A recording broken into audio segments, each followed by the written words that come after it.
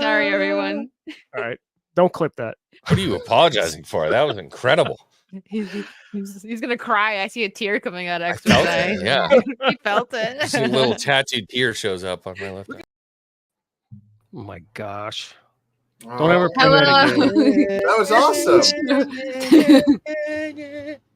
It's embarrassing. Yeah, I gotta Y'all make remember where that's an from? intro. It's What? from Winterfell. Yeah, but what scene in particular? Anytime they show the castle at Winterfell, they play that music. Yeah. And they played it in the It's Winterfell very, season of it's, House of the it's Dragon. used very heavily in the transition from when you first find out about him being a Targaryen and when he becomes King of the North. Yeah. Ooh. Anyway, Who are you talking about? John. Here we go. We're so unorganized. Okay, so I'll I send you actually the this scene. week I'm gonna work on a better intro. It's been crazy. I decided Yes, to thank start you. doing That this. intro is terrible. I didn't say that wasn't gonna be a part of it, but it's gonna be live. I can help. Yes, thank you. No, I decided to start this, stream right before I was going away, so it's been a little busy. How's everyone doing? Though we missed last week, but we're gonna catch up. I'm excited. I thought episode 2 was pretty good. Mm-hmm. I enjoyed it quite a bit. Thank you, Lulu. Wait, aren't you the pirate crew? We are. We're also the House of the Dragon. 4 of them. 4 of them. Thanks. They probably can't count, Kings. I tried to get him to talk Acolyte on my channel. It wasn't happening, so we're doing Game of Thrones. Yeah, I haven't watched Acolyte. I see little clips though, and I'm like, is this like for real though? Like, is this really? I don't know. Happening? But I would have talked about this is not. This is not an Acolyte stream. This is a House of the Dragon stream. We'll start off right away. What were your thoughts on episode 2? Brief summary. Who goes first? I'll go first. We'll go in order. So I thought episode 2, I really enjoyed it. It was emotional though. I think to me the best scene was the twin brothers. That fight was so emotional. I can't stand Sir Christian Buttface is what I'm gonna call him because he's stupid and he's all whipped. Yeah. So he was projecting so hard, and then makes this guy go and fight his brother. What I thought was going to happen was he was going to be like, screw the king's side. I'm joining over to the queen's side and rejoining my brother. And I really, it was so emotional. Like he had to, because you weren't ready for it. You're like, okay, so one of them's going to die, but then the other one had to throw himself on the sword because he couldn't live with it. It was, It was I agree with you. It was a very emotional, heavy on the emotions. All my predictions turned out to be garbage. I was you were wrong. No big dragon. There was going to be blood. Like we were going to get into it. It was all crap. It was just still heavy on the emotions. My heart went out to Helena. I am really oh god, yeah, I skipped right over that. But, by her character, she's clearly like one that struggles with like anxiety, and she just can't handle this stuff, and she's going through all this mental stuff because she's also not a prophet, but she speaks in foreshadowing. She's a dreamer. Yeah. So she gets these visions of things that are going to unfold in the future, and I'm sure it's really difficult to deal with, but very powerful. And I really liked, not that I like arguments, but the scene with Rhaenyra and Daemon. That argument between the two of them, I thought the acting was superb. Yeah, they acted the crap out of extremely that. powerful for episode 2. Awesome stuff. And with her, is it her aunt or her cousin? Who? Rhaenys? The Rhaenys, yeah. Is that her aunt? Her aunt, right? Yeah. No. Oh yeah, because it is, right? Because wasn't it's her aunt. cousin technically that she was with that didn't actually die, but I think it's her great aunt. Okay. Yeah. Well, I like her a lot. I love the looks. Like she does not step down to Daemon. She's just like, she's side eyes. She's just like, no. Like when they were at the table and they were talking about it, she's like, she didn't give him that look exactly, but she gave him a look like, I know it was you. Like we all know it was you, Damon. Yeah, I thought it was awesome. to piggyback off of that, the emotions were super, super heavy on 2, which I thought was good. I think I understand a lot of people are like, dude, what's going on in 2 and 3? I'm bored, bro. Like, give me something to chew on, I want to see some death. But I mean, there's still plenty of death going on right now for sure. And I thought it was so smart. It was so interesting how they really show like how disgusting it is in the Red Keep, and how they're like, well, the baby died. Like, we could use this. We can use this, you know what I mean? Let's parade him around so that we can curry favor with the citizens. Rhaenyra the Cruel. So I thought that was really cool. What's the name of the mother of the kid who was killed? Helena. Okay, yeah. So her acting during the processional was incredible. Oh, I felt that. Oh my god, she was making my tism proud. I'm like, yeah, I know that feeling. I know that feeling for sure. I was so anxious because I'm like, when they got stuck, I was like, his head's gonna come off. His head's gonna come off. I don't want to see. Like, I thought that too. Yeah, I think that was a common thing. Everybody was thinking that, like, that when the carriage like got stuck and they were trying to get it's gonna fall off. He's gonna have that baby's gonna start rolling down the street. Oh, could you imagine? Why you're laughing about it? Because it didn't happen. That's why I'm laughing. I know. I was like, and we were right, because we haven't done this since episode 1. The opening, we're like, are they going to add to it? Yes, they did. Well, and we didn't think they did. So I didn't. So they didn't add anything in episode 2, but they did in episode 3. Yep. Mm-hmm. Well, 2 was the tapestry itself, right? They didn't have that in the first episode. Oh, okay. They didn't. The tapestry in the first episode. Mm-hmm. Are you sure? All right, I trust King. He just needs glasses to go. Matter of fact.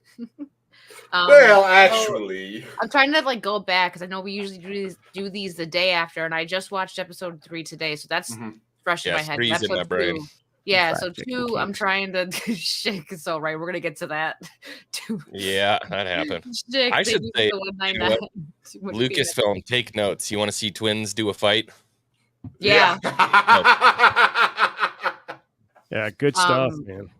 So yeah, the episode 2 was very deep with the emotions, and like Otto immediately was like, we could use this. That was but Aegon it was episode 2 when he hung all the rat catchers. Yep. That was sad seeing all like the parents, and it was kind of sad seeing the dog by the one that actually did it. But I'm like, he kicked you. You could do better, Pupper. Just go someone else. He doesn't know. But then we got some of the best acting in I don't know, the last decade from Ray Fine. Not Ray. How do you say his name? Ivans. Which one? Otto Hightower. Oh yeah. So I'm not gonna jump to episode 3 yet, but was it? It was 2. Yeah, it was 2. I actually agreed for the first time. His real name? Yeah. So he's just always gonna be Little Nicky's brother to me. Every time I see him, I see Little Nicky's brother.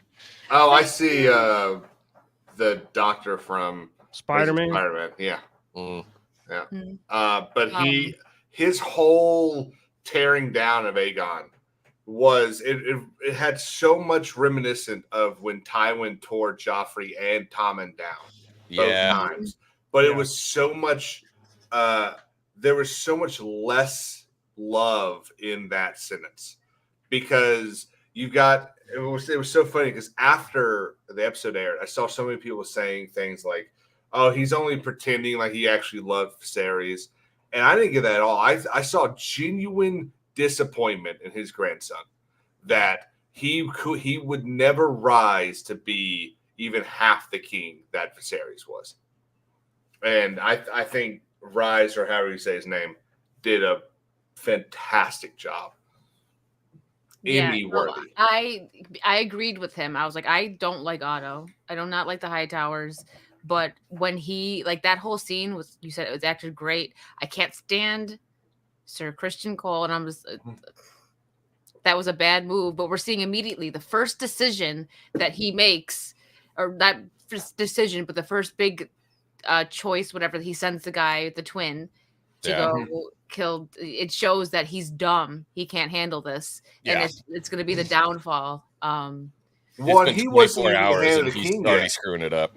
He wasn't even the hand of the king when he did that. He was only this is Christian Cole's big idiocracy, is he's doing all these things that that his rank does not entitle him to do. Right. Yeah, and then immediately, of course, we're not surprised with the end of the episode. He goes to the queen and tries. Yeah. I don't has some fun times. Listen. I don't think he's. What does he do? What's he doing with the queen? He gives her the hand. Explain. Gives her the hand. gave her the hot D. Gives her that hot too. He's learning how to be the hand. He's learning how to be the hand. I love these writers because they do such a good job of making the people that we should like, we hate them. So like Sir Christian Cole, the Queen's Guard, you're like, he's a noble knight, and we hate him to death. And then Daemon is just this like snake of a human being that we should hate. And we're like, get him, Daemon! Yeah. It's definitely the Soprano effect, right? Tony Soprano, murder, mafia, but you love him, right? So Kristen Cole, he didn't get his way. He turned into a baby. He didn't let the teenager that he wanted to run away with and live in poverty said, no, I'm going to just be Queen that seems of a lot Westeros. And he's like, well, fine. Forget it. I didn't even want to do it anyway. Queen side. Screw you guys. I'm going home. You're not even that cute. I can't. Baby big beach. I like that. Leave with me and be poor. And to answer, sorry guys, let me answer a couple of your questions. Lucas, thank you so much. We'll be caught up next week to doing each episode. I'm away. I'll be away, but I'm catching up on everything now. But thank you so much.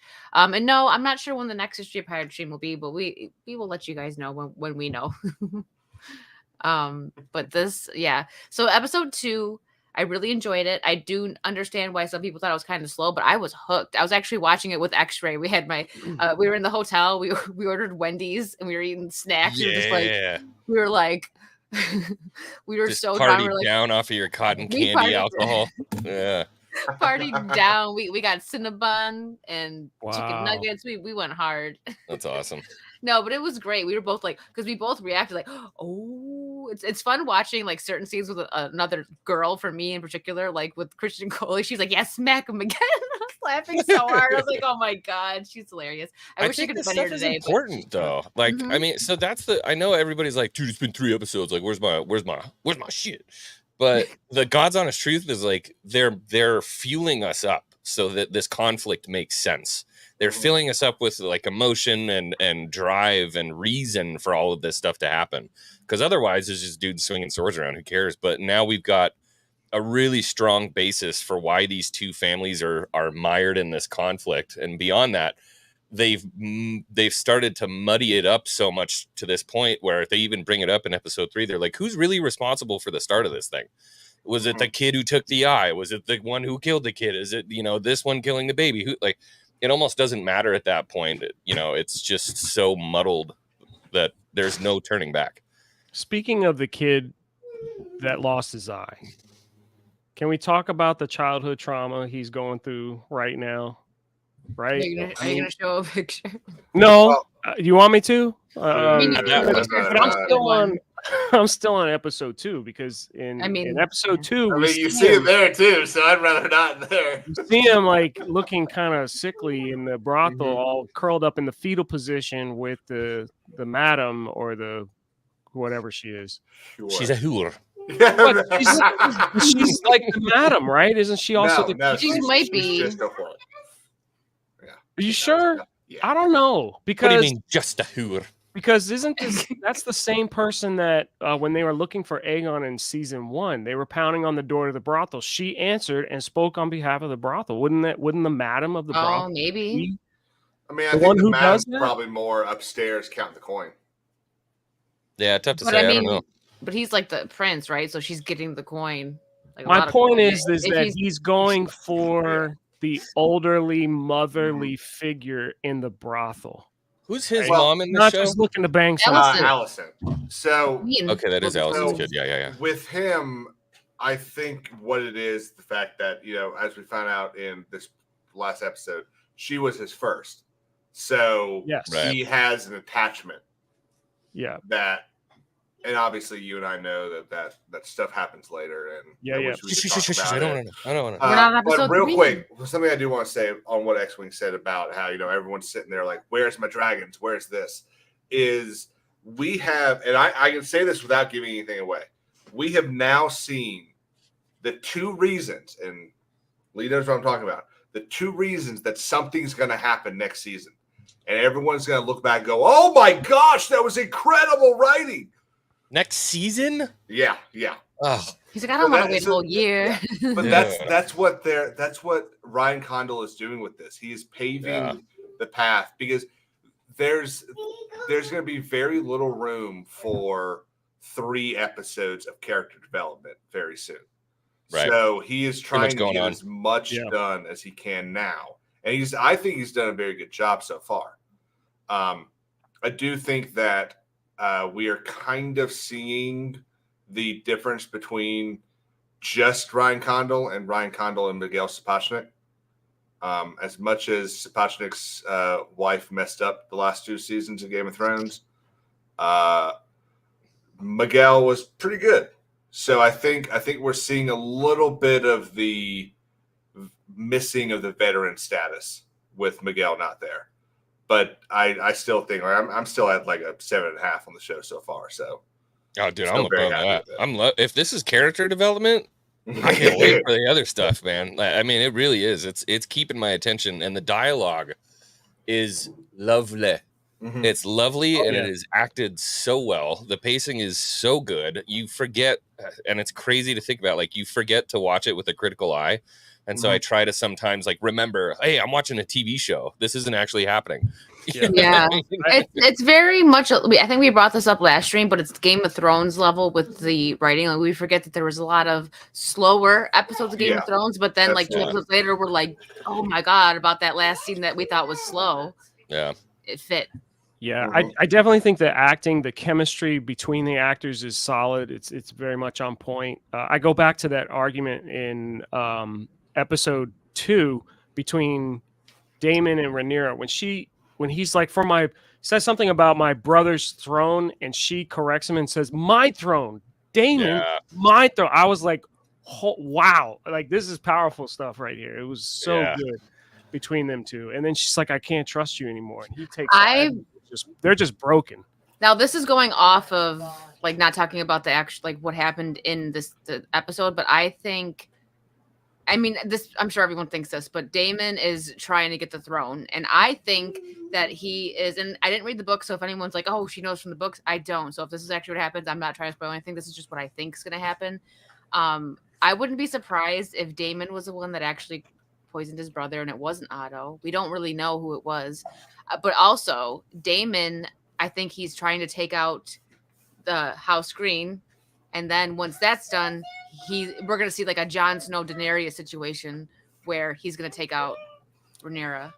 That's what I'm saying. He's taking the Riverlands for him right now. That's what I think is going on. How you doing, bud? It's a very interesting theory. I mean, because anything Daemon does just won't surprise you. You wouldn't be like, oh, what a rat, because it's like you root for him, but you know he's dirty. I agree. There was one small line I don't remember if that was the end of episode 2. I think it's in episode 3 when he goes to the Riverlands and he takes Harrenhal. That was 3. He takes Harrenhal and he says, my prince. And he turns around and he says, your grace. Mm-hmm. So he's already referring to himself as the king. Well, technically he is. He's King Regent. He is the king consort. Consort. Yeah. Sorry. Yeah. Okay. Because he would be. Yeah, he would be. What's her name? Cersei was your grace. She was the queen consort. So, okay, it just seemed like that was a really important moment in how he is portraying himself. It seemed like it was put there for a reason, as opposed to just be a throwaway line. Yeah. And I was trying to figure out, like, is he saying "Call me your grace" because I'm going to be the king? I don't know. So I saw it as like him saying, him not allowing the what is it? The denigration that someone else might allow. Robert might have just let that go. Ned would have let that go. Daemon's not going to let that go. But he's also the son of a king, well, the grandson of a king, and the brother of a king, who should have been the king and the heir and the Prince of Dragonstone. So he's not going to let that happen. He's also putting a little fear in Lord Strong because he's trying to figure out where are your loyalties, right? Or did you just swear allegiance to me and to Rhaenyra because we're going to be the king and queen once we take back the Iron Throne? And so if you call him Prince, that's he got mad about that. He was like, "Excuse me." Yeah, he is an and Gambler. I haven't seen you in a chat since Things Again so much. You know what for Gambler. Matt Smith is killing it. He is Daemon Targaryen. He's doing phenomenal. I love watching his scenes, even when there's no dialogue. I mean, when he went to Harrenhal and he's walking around with the helmet and everything, I thought it was. I mean, I was on the edge of my seat, like, oh. What's gonna happen? Something's gonna happen. Here we go. I thought there was going to be a conversation there when like the guard shows up. He's like, "Where is everyone?" No, he's just like, "Nope, you." Yeah, dead. So Kings, talk to me about this because I my history is a little off. So Harrenhal is destroyed right now. Somebody mentioned in the chat that it's busted. That is because of Aegon the Conqueror. Yeah. So kings ago. Torched. So when Harren the something built Harrenhal. He was the king of the Ironborn. Yeah. He built Harrenhal because they had infiltrated the Riverlands so far that it wasn't the Tullys, it wasn't these guys, it was the Ironborn. And so he builds Harrenhal as this great, thank you, Harren the Black, as this great castle, largest castle in the world. I was going to say, it's the biggest one, isn't it? Yeah, the largest one. And the day they completed it was the day that Aegon Targaryen flew from Dragonstone to take on the Seven Kingdoms. And so you gotta be kidding me. The first main We're done. is Aegon lands at Harrenhal.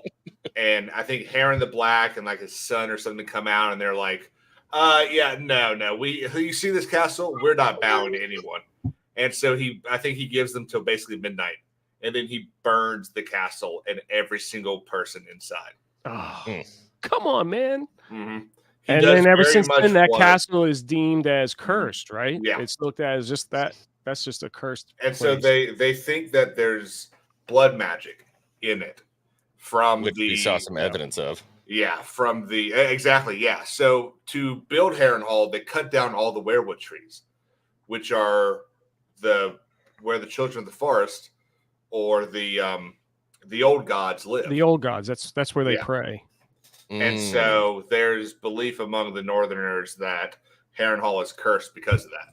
Is that tree that was in Winterfell? Mm-hmm. Yeah. Is it that one? I was going to ask that because isn't there a similar tree in all of the houses? So, but that was the Winterfell one, the Starks. Yes. Okay. So the Starks, that particular tree isn't that tree, is it? No, the Starks are the descendants of the first men. So they worship the old gods, which lived in the trees, and I believe were guarded by the children of the forest. And then the first men had this huge fight with the children of the forest 10,000 years ago, back during the Age of Heroes, and pushed the children of the forest all the way north and basically created some sort of treaty and worship the tree, basically the trees now. And so that's why King's Landing has a weirwood tree. But I believe the one of the only other ones south of Harrenhal is the one at the God's Eye. And it's the last one there. Now that is in the House of the Dragon time frame, right? Because say that again. That's in the House of the Dragon time frame. In Game of Thrones, the last one is at Winterfell. No, there's some other ones. There's still one at the God's Eye. I believe there may be some more up north, I thought too, but and I wouldn't be surprised if there's still one probably at every single northern house because that's their seps. That's their church. The camera keeps shaking.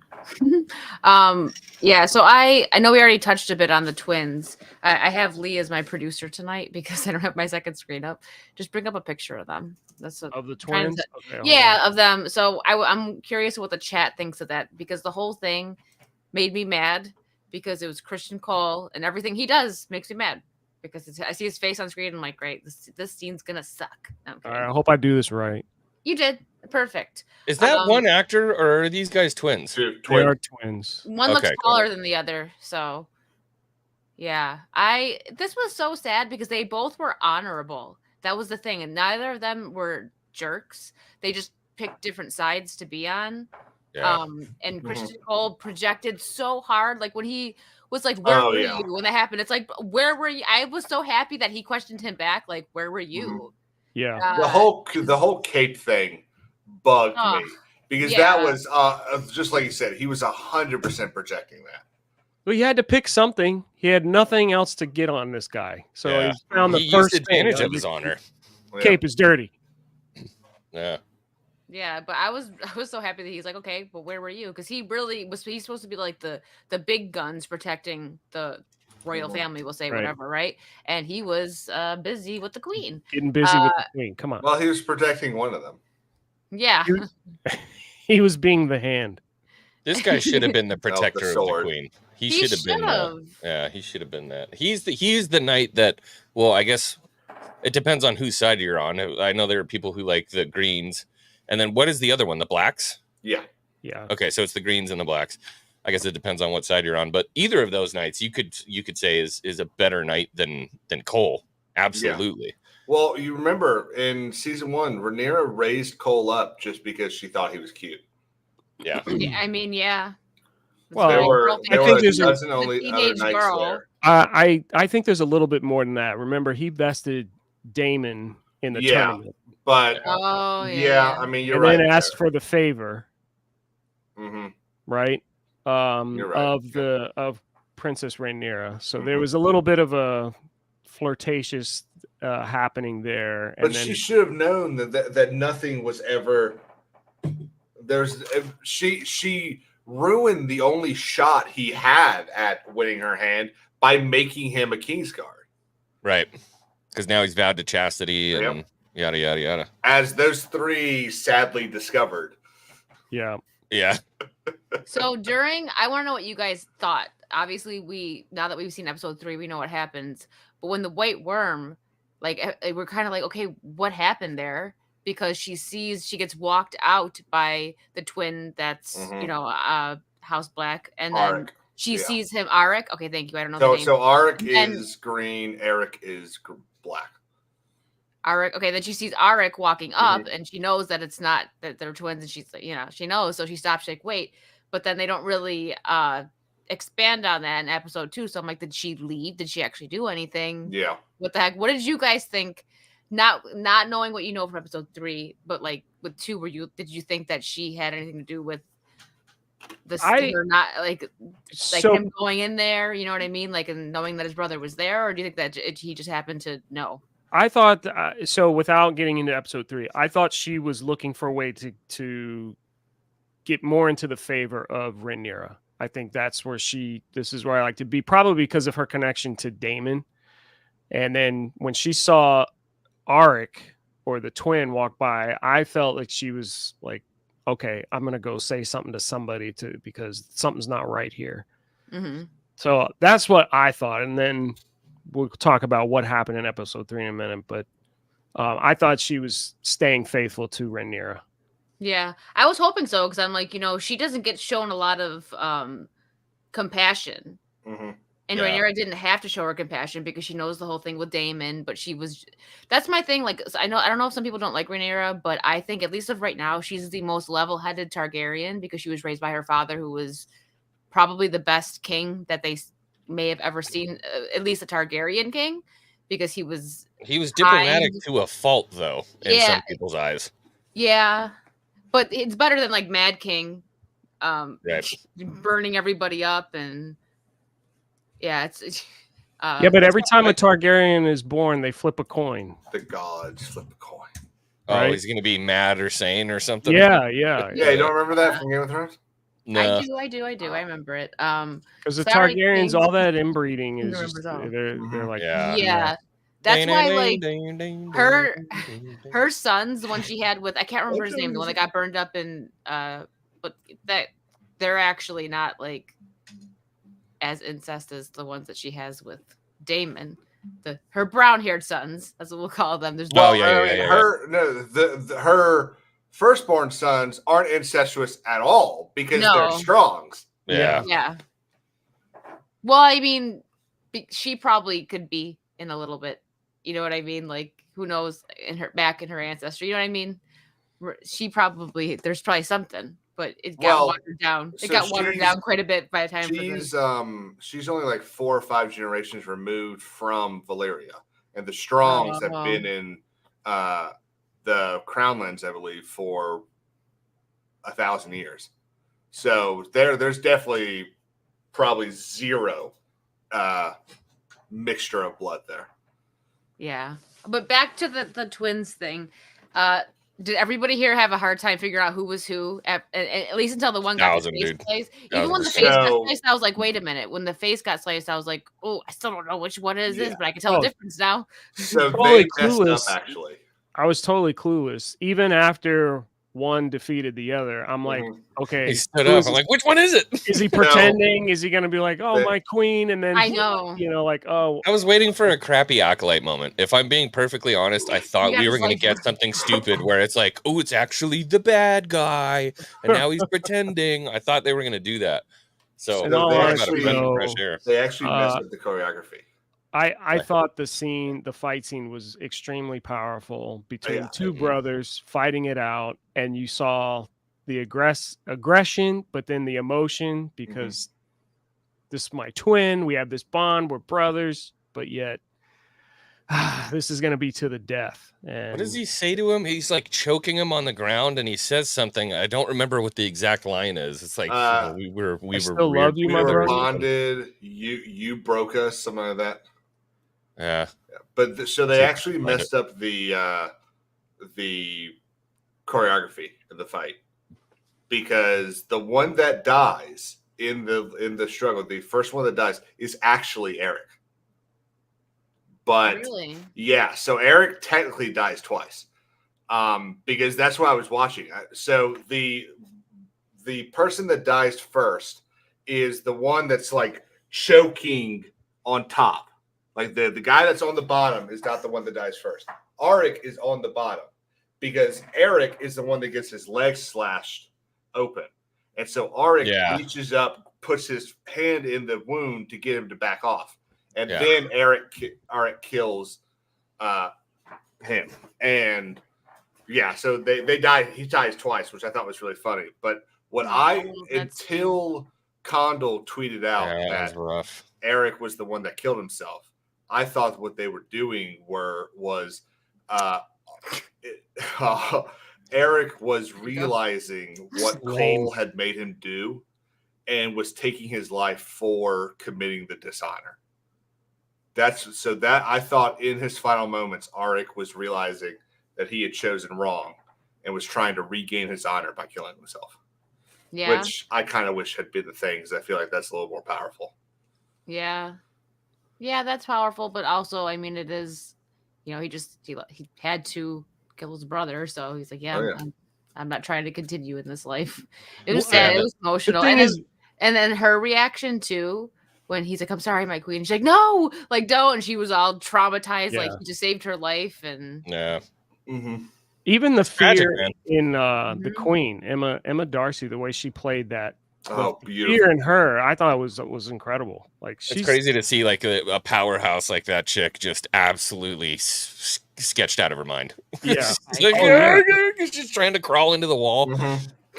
It was awesome. And then when he burst into the room, I feel like the two brothers lock eyes. They know, okay, this is to the death. Somebody's not coming out of this alive before the first swords even swung. Yeah, it's really, really a cool scene. Honestly, very sad, very emotional. It should have been everything that Clegane Bowl wasn't. Agreed. All because of Christian Cole. Yep. Friggin' jerk.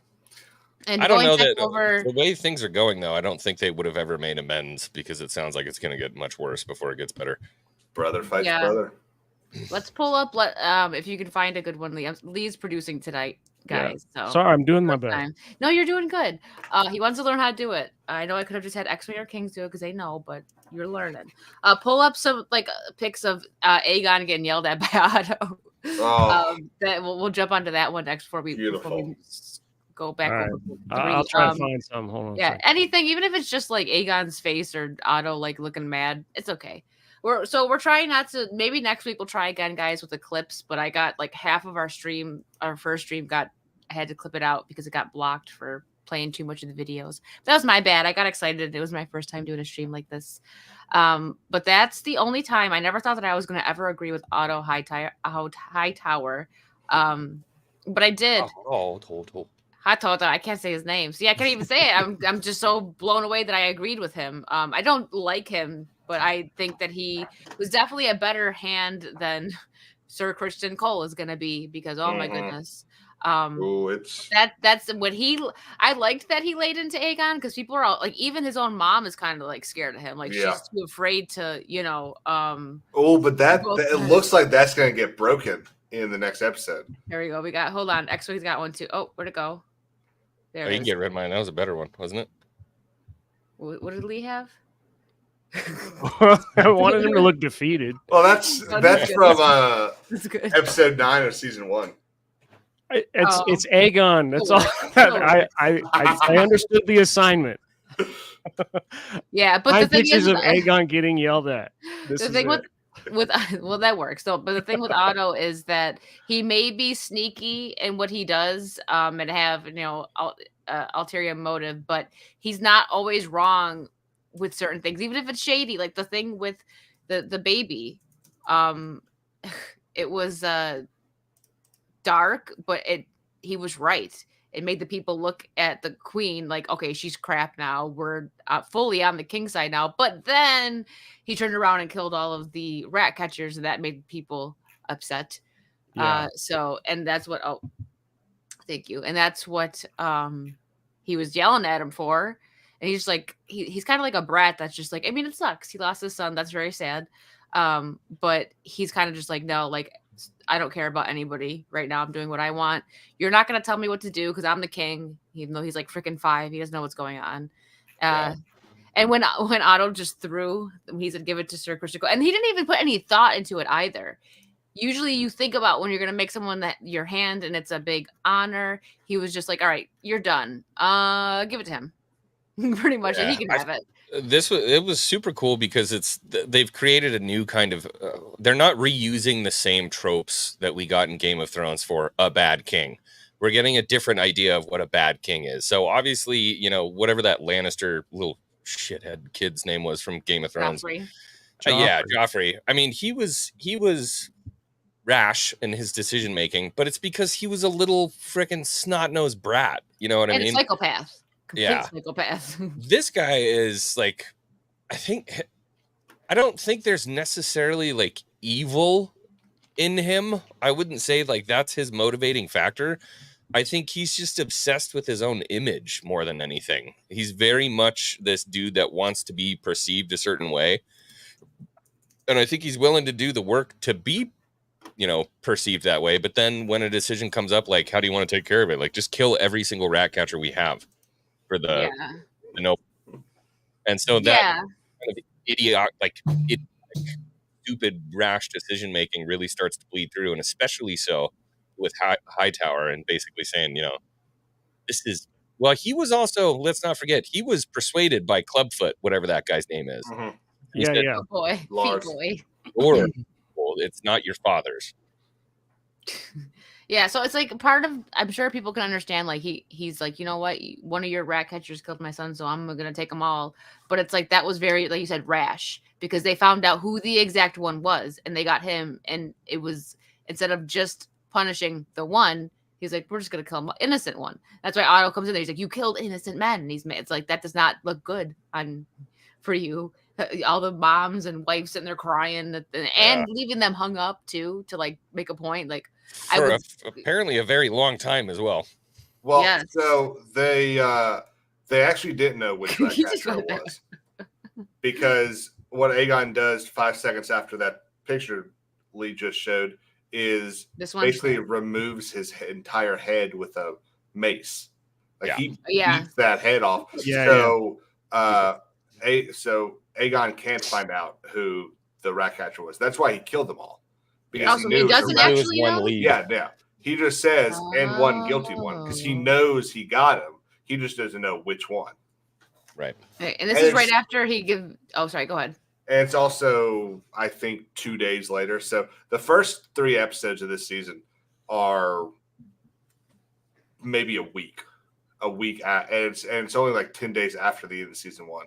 So we haven't even gone that far into the. Hold on. Keep that up, X-Wing. But for this scene, I didn't know. I mean, I knew he was gonna torture the crap out of him, but I didn't know that he didn't get the answer out of him of who it was. Yeah, so he says something like, "It was Daemon Targaryen. He did this. He did this. He did this." Yeah, I remember that. And he put me in touch with the Ratcatcher, and then says something like, "I don't know which Ratcatcher," but obviously they were face to face, so he could have, if Aegon really wanted to, if he was smart, he didn't. Right. Yeah, no, that first hit removed half of his brain from his head. Trust me. Yeah. There was no questioning after that first hit. Yeah. Okay. So that makes sense. I mean, it's still not okay. He should have kept a level head and been like, okay, so which one was it? And then, get the answer first. I'm breaking your kneecaps first. If you killed my kid, I'm breaking your. I'm gonna work from your toes up to your kneecaps. Yeah, well, I'm taking my time. Yeah, we're gonna bring a Bolton down, and we're gonna adopt the ways of House Bolton. And you're gonna get flayed. Ugh. And this scene of Otto right here was right after he left, right? Like right after he gave his pin. Oh yeah. Yeah. He throws the pin at Cole's feet. I like that he did that. Like it's like you don't deserve respect. I'm not like Team Otto, but I like him more than Christian Cole because I just can't stand Christian Cole. And what does Christian Cole do? He has a necklace of hands made to wear on his arm. That's pretty cool, man. Come on, it's on the armor. It comes around. It's cool. Lame. You know why that's important to have there? Believe it or not, there is a reason why. Well, not only that, but if you got hit with an arrow on your chest plate and it flies up, instead of going into your neck or under your mask or anything like that broadhead would be redirected away off of the armor. So there's a practical reason for it too. Yeah, it's kind of like the gorget. Yeah, I love how Lee and now X-Wing too. Like when I know we all equally do not like Christian Cole. But like last episode, you guys are like, but he got both queens. Like he's like, come on. Which like, okay, he's pimping though. You know, his trophy room is kind of nice. You have to admit. I mean, come on. But I don't know. I like the necklace thing. I mean, you can't put a pin on armor, so it's just not how it works. So I kind of dig it. I thought that was a nice touch. But clearly, if we're getting into episode 3 now, he is over his head. He has no idea what he's doing as a hand. You could see it in his face. He doesn't even want to go to the council meeting. He I don't know. He's all over the place. He doesn't know what to do. I loved how he said that everyone asks, like, what do we do? Obviously, that's when the hand's supposed to speak up. But he waits till the freaking maester speaks up. Yeah. I love how Allison's brother don't like him. He's like, you little simp. I don't like you. I really liked. I've watched so many clips. I'm really hoping this is from the episode.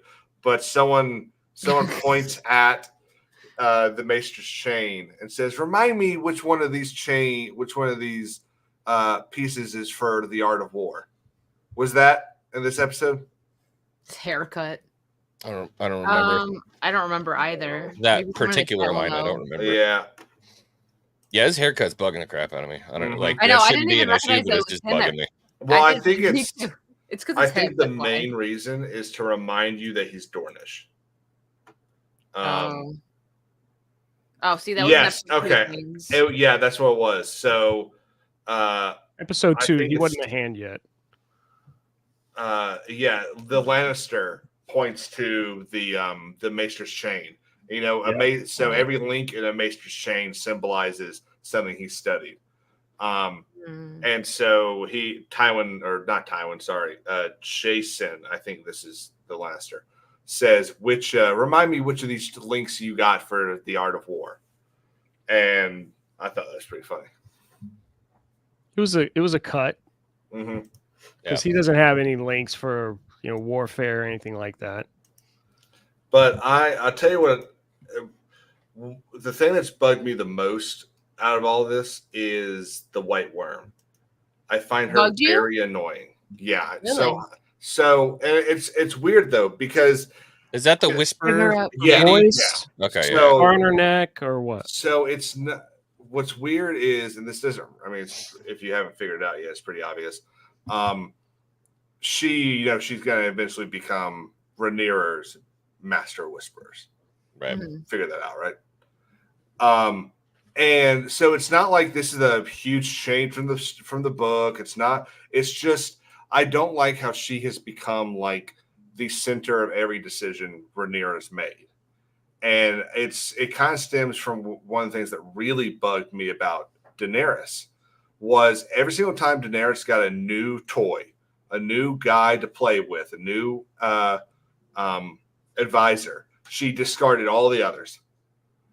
Right. The second Barristan Selmy came on, she never took another piece of advice from Jorah Mormont. The second Tyrion came on, not another piece of advice from Barristan Selmy.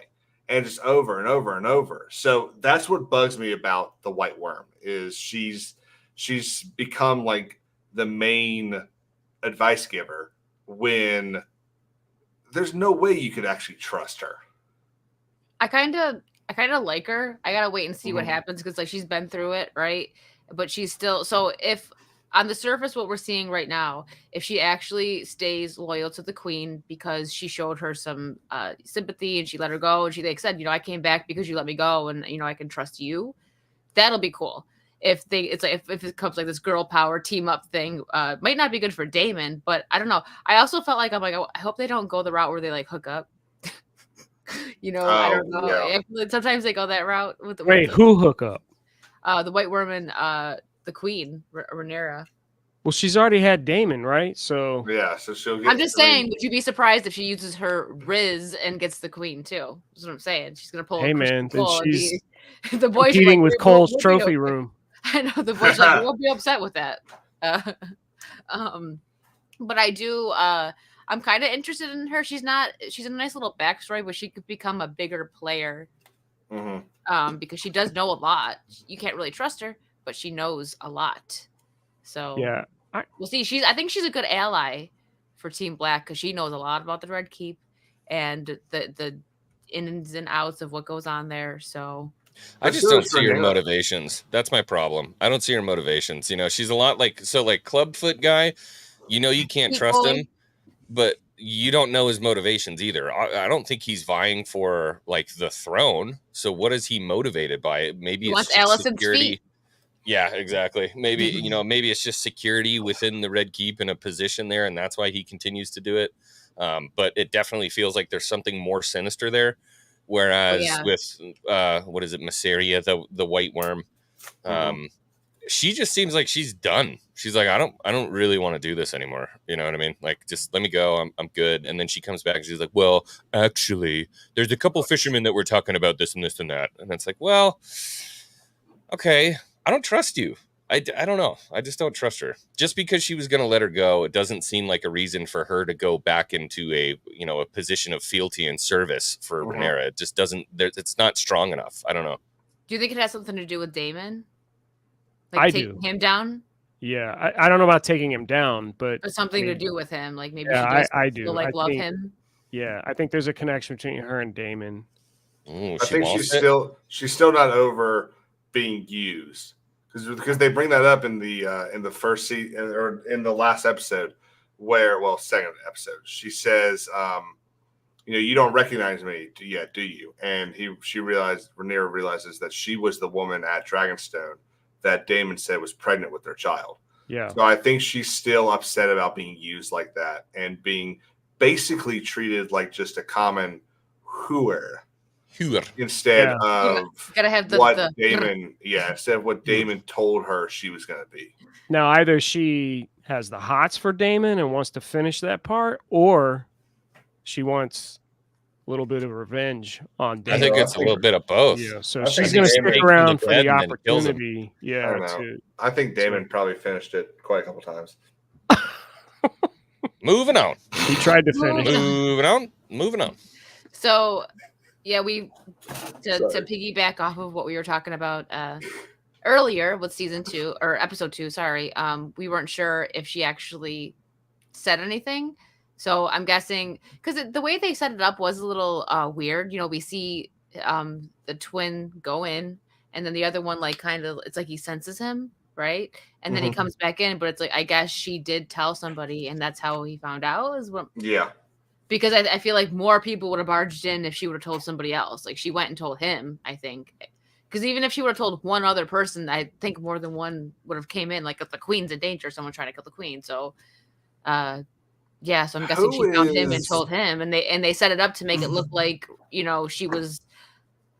I think she knew. Maybe I don't know if Rhaenyra knew that he was going to come in there because she was legitimately scared. So. You know what I mean? Like if it was set up like before he got in there, like, okay, we know that she's going to be attacked. So, I don't know. What is X-Wing's picture? Sorry, that threw me off. It's him and Mark Hamill. Mark I know, Hamill. but I wasn't ready for it. I know we had to make it big. Sorry. Anyways, so we know that she, told somebody. Yeah, I don't know. Shieldwall makes a good point. She's an opportunist. Her motivations are all about getting the best deal possible for herself. Yeah. She wants the Daemon tea, yeah. So moving on in the episode, it's like one of them was always gone, right? When Rhaenyra was grieving, she was gone. Now Daemon's gone, doing his own thing, like he, going to which house is it again? The house of Harrenhal. Harrenhal. Okay, which is what a dump. I do like that the seed gets planted, about what Feet Boy did to his dad and his brother, right? It was his dad and his brother. Yeah. Because he's like that's his name. How damp that place is. They're like, how does a fire get started when this place is just? And they even show Daemon like with the water like in his bedroom. So that's interesting. Well, and everything that happened in Harrenhal is. Trying to think about how I can say this. You got this. Yeah, you got to be careful of those. Everything is prophetic. Spoilers. Prophecy is all around Harrenhal. Yeah. And Lee, I think you'll appreciate this. So I freaked out when I saw Alice Rivers. Alice Rivers is the woman that says you will die here, because she looked a lot like the actress that played the red priestess in that meets with Daenerys. Obviously not Missandei. I mean Melisandre, but the other one. And I flipped for a second because I was like, oh my god, they're making Alice Rivers a red priestess. Yeah. But it's two different actresses. But that would have explained a lot. Yeah, I don't know if anybody's picking up on that because the red priestess in Game of Thrones she was only there for that episode, right? Yeah. I was thinking of the red witch from Game of Thrones. Wrong girl, different girl. Right? Well, she's also a red witch, but she was with Daenerys in Meereen. Was it Meereen? Yeah. Because she says to Varys, she says, "Would you like to know what he said?" And that really freaked him out. Yeah, Melisandre was with Stannis Baratheon. And then Daenerys. And then Jon Snow. Okay, so it was okay. So there was one other red priestess that showed up, but only for an episode. It would be crazy because they look a lot alike. Yeah, it would be crazy if they, turn her into a red priestess because of what obviously happens later on. So I wasn't expecting that either, though. That episode, I'm like, okay, he's just going there to make sure they're on his side and their side, but I don't know, it's Daemon's. So I feel like everything goes back to him. But I was confused at first because I didn't know he was doing the what was it? I thought he was having a dream. But what was it? Yeah. So It was I a dream? think, it was a waking dream, basically. Okay. I Well, they think reference it in the after the end of the show when they do like their little, in by this a bunch of people episode. that don't know what they're talking about. Apparently they said, Sorry. there is an error, like a quality of magic that's going on here. Well, and so that's something that I'm really, really enjoying about House of the Dragon is they're bringing the magic back, because D&D were terrified of touching George's magic. Which is pathetic, because there's really, really cool magic stuff in these books, and Dan and Dave just refused to go anywhere near it. Yeah. Hold on. He's still there. You go. Sorry. Oh, I didn't know This you were going was- to do that. Oh, No, it's fine. sorry. No, I seen it and I was like, perfect. This was great because I was not expecting to see this little cameo. Yeah. Little Rhaenyra. She was. You want to talk about keeping something under wraps? Whoever's in charge of security on that set should be hired for the White House, because there's no way that you could get Billy Alcock to walk out on stage and film something and someone's not tweeting, "Oh my God, Billy Alcock is here today." Yeah. Yeah. So she was part of the dream sequence with Daemon. Mhm. He walks in on her. This was I wasn't ready for Sewing that. the bit. Like it was so cool to see Millie back as Princess Rhaenyra, Queen Rhaenyra. Well, she was princess when she had her encounter with Daemon. When Daemon was finally removed all potential for him being heir to the throne was when Viserys named Millie Alcock, his daughter, Princess Rhaenyra, as the true heir. But what she's doing here is really creepy. It is. She's sewing the head of Jaehaerys? Was that him? His yeah, name? which is her nephew. It's her nephew. Yeah. Yes. Right, because her And brother Daemon. is Aegon and her yeah. sister is Helena, and together they had the kid Jaehaerys, who was beheaded, and now she's sewing the head back on, and she's like, "See, I always have to clean up your mess." It's just like, oh wow, what a cool thing to add to a dream. And Daemon was like visibly tearing up. He was crying. Yeah. I didn't expect that at all, because he always has this hard exterior. And it's like, does he actually feel bad about it? And he doesn't want to show it, which makes him and Aemond even more similar again, because we see Aemond's reaction when he accidentally kills his cousin. Well, he doesn't do it. The dragon does it. He's like, because he didn't mean to, but he doesn't act like that in front of people. He's like, oh yeah, whatever. He's all tough guy about it. Right. That's how Daemon is with everything. He didn't show any remorse over what happened to the kid. I mean, we didn't see it, but it was said in the cutscene that he was like, a son for a son, that whole thing. He said, if you can't find Aemond, then you take what you can get. So he knew that there was a big possibility of it happening, and we know that Daemon wants the war, but he didn't even say that. Remember, the camera cuts to Daemon, and he's just like, he's just looking, but it's kind of implied. He doesn't say it, but it's definitely implied. But it's very similar to the very first episode of this show, when Viserys is on the throne and he summons Daemon back to court in a very Henry IV esque type thing, and Daemon walks in and tells him, "You cut the image of the conqueror, brother," and he wants to know if he said it. Did he call his dead son the heir for a day and boast about the rise that he has taken now? But we never see him call him the heir for the day. And so I think there's a lot of evil hoisted on Daemon that Daemon doesn't actually do, or that we as the viewer we can't say for a fact he has done these things. Right. So I think he's always a step removed at some point. Exactly.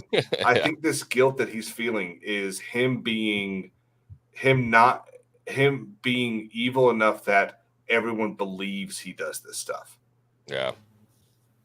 Yeah, that's true. He has to play up like the bad guy. It's kind of like, you want me to be the bad guy? Well, I'll be the bad guy then.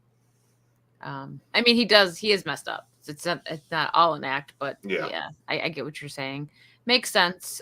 This scene was not that's why I didn't think that this episode, not that anyone really said that was boring. I actually heard a lot of people liked it, but I do understand where, I think, Kings, you said that in our group chat, that people that read the book loved this episode. There's And a the people that lot didn't- of Alice Rivers is. I can imagine a lot of people stood up cheering when they saw that. So before we keep going down, we jumped over a lot of stuff that happened in the beginning of the episode, right? We've got we've got this, that's dirt, Burial, right? The burial of the twins. I just gotta say that. but 'cause I don't know even before that, you know, Yeah, we said over Before that. that, I mean, the Battle of the so Burning then Mill. there's a windmill. battle. I didn't have a picture of the battle. Sorry, I'm trying to be a good producer and You're doing great. I can grab You're one. doing great. And I didn't know what to put up of the battle because of I don't want to stream anything that's kind of gory or anything like that. But okay, never mind then. I was getting ready to pull up that image. well, yeah, you gotta be careful. That's right? you're not gonna get hit for that. Yeah, it depends. Yeah, we did skip over this. They show two different houses, right? Yeah. Who are like on a different side of the where'd it go? So is this King's? Correct me if I'm wrong. So two houses Hold on. I from got it. I mean, go ahead. I got it. from season 1 when there was a line of guys trying to win Rhaenyra's favor. There was a young kid from House Blacken or something like that, and then he was getting and Blackwood. And one of them was getting heckled by the other, and then they ended up fighting. So it's those two houses, right? That all went to battle. So I don't agree with what Harrenhal, what Strong says in Harrenhal, that no one remembers. As far as I remember, the entire anger between the Brackens and the Blackwoods is based off of exactly what we saw here in this episode. One of them continues to This move. one. Oh, Yeah. sorry about the language. I didn't even notice. It's fine. Continues to move the boundary stone, basically, and it reminds me a lot of. There's this 20-mile stretch in on the Russian border that I can't remember what the other country is, but they'll do that. They keep doing that. The country moves the border to give like that country like another 100 square meters, and then Russia moves it back, and then and so it's. I find And then it this really is fun. what happens. Yeah. Yeah. Everybody. And I And think to this the is chat, we're getting ready to get into the brothel scene. Just hang with us. I Yeah, know don't worry. everybody wants to get to the brothel scene. you want to see some snousage. We get it. So, but go ahead. But no, King. this is. I mean, I feel like this is Snousage. super important, though. I mean, this is massive towards the war effort because I think they said these two houses combined would have been the largest army amassed in God knows how long. If they were combined, it would have been 40,000 swords. Yeah. So now they've severely reduced their numbers. The Riverlands host a force of 40,000. The Brackens and the Blackwoods aren't the whole 40,000. Okay. But the Tullys, But would have been able regardless, to I mean, dude, raise- there's 10,000 dead there. Yeah. Oh yeah. and this was Yeah. significant because in the next scene you have the council meeting where Aemond says the war has already started. Blood has already been shed. We need to take action now. And so they're sitting around in the they're sitting around in the council, and Sir Kristen Cole comes up with the idea that he's going to take a small strike team and ride to Harrenhal to try to strategically place, gain support and start placing people in different parts of Westeros to maintain the advantage, right? Mm-hmm. And that's when the whole Space. Oh, argument. he's got it up. Okay, we're good. Yeah. Oops. Okay, you guys did it at the same time, so I'm like, I'll go back and forth between both things. The boys are helping me produce tonight because I don't have my second monitor up. But real quick, Lark, shout out to Lark. He sent me this new mic where you can actually hear me. If you guys remember, every time I traveled, you couldn't hear me. Yeah. Now you can hear me. Is that a pod mic? Nice. Yeah, Lark. it's a Roadcast pod mic? I Yeah, love those. very good, very good. Shout out, thank you. So we got His Kristen face, Cole. Oh, sorry. Go ahead. Now his face just annoys me. He's like, I'm good to go. Everything he does is annoying. Yeah. Everything. He breathes, and I'm like, turn it off. Everything. Can't- You I mean, he actually didn't. He had to turn off comments on his Instagram. Yeah. Really? Yeah. People are harassing him. Like, I'll tell you You're what bummed. though. The thing that got me the most about that were there were people calling him the worst character in Westeros. I was like, no. Kristen Cole doesn't hold a flame to Ramsay or Joffrey. He is a cuddly little cat. Ramsay and Joffrey. And Joffrey, the actor, is the kindest, sweetest young man. Guy. Really? He quit acting, actually. He stopped acting because of all that. He was like, I didn't like having to portray such a monster. You know, his name is, and his name's like, it's Jackie Gleason, right? Yeah. Is it really? Wow. Jack Gleason. Jack Gleason. Mm-hmm. But yeah, he's like, he's super intelligent. He's like ridiculously smart. And he just, I think he did math at Oxford. Like he's up there, and he's incredible. I admire that. Oh my God, we're almost the same age. He's like a year younger than me.